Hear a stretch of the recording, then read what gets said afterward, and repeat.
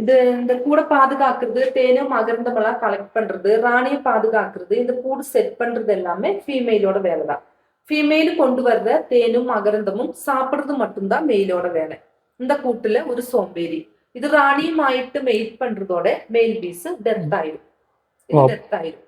Queen B ஒரு நாளைக்கு 2000 egg produce பண்ற கெப்பாசிட்டி இதுக்கு இருக்கணும்.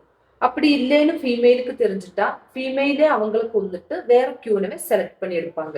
அது எப்படின்னா, இந்த ஃபீமேல் பீஸோட ஏற்றவும் பிராயம் குறைஞ்ச பீஸ் இருக்குது இல்லையா, அடல்ட் பீ. ஒரு டவுட் இருக்கு, இந்த மேலும் இந்த ஃபீமேலும் மேட் பண்ணுமா இல்லை ராணி மட்டும்தான் மேல். ஒரு மேல் தான் இருக்குமா? ஒரு கூட்டுல 500 மேல் இருக்கும். 500 மேல். அதுல இவங்க செலக்ட் பண்றது எப்படின்னா, உயரமா பறக்க ஹைட்டா இருக்க மேல்ல பறக்கிறதுக்கான இது இருக்கிறவங்களுக்கு தான் இவங்க செலக்ட் பண்ணுவாங்க. ஓகே, ஒண்ணு மட்டும்.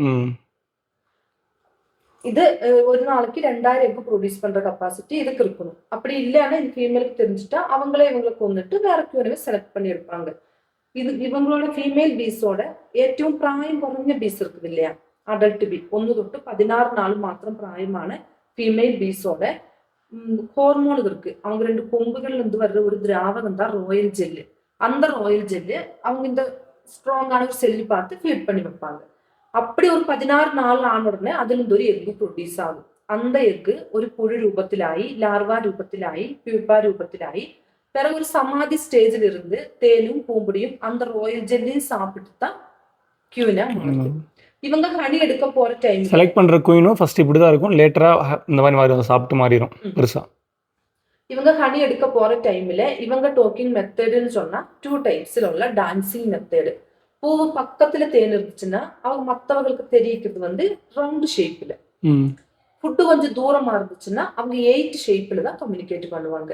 இவங்க நம்ம பக்கத்துக்கு வரும்போது ஒரு நாய்ஸிங் சவுண்ட் கேக்குது இல்லையா, அந்த சவுண்டு ஒரு நாளைக்கு 1 மினிட்ல 11,400 வாட்டி தான் அவங்க அந்த விங்ஸ் வச்சு அடிக்கிறாங்க. நம்மளே எப்பவுமே இந்த சவுண்ட் வந்து விங்ஸோட சவுண்ட், அது நம்ம வாய் சவுண்ட் இல்லையா, அது விங்ஸ் வச்சு அடிக்கிற சவுண்ட் தான். இதுவே இப்பதான் தெரியும். 11% காப்பி. மெயிலு ஃபீமேலு லைஃப் லாங்னு சொன்னா 2 months தான். 2 months தான். ராணிக்கு மட்டும்தான் 5 years.